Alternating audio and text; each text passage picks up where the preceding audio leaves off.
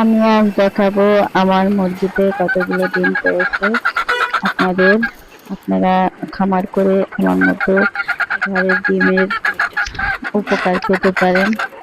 আমার 4টা মুরগি 4টা ডিম পেড়েছে, আর একটা মুরগি একটাই ডিম পেড়েছে, সেটা আমি দেখাইনি। কোয়েল পাখিতেও ডিম পাড়েছে, প্রায় 10-12টা পাখি ডিম পাড়ে।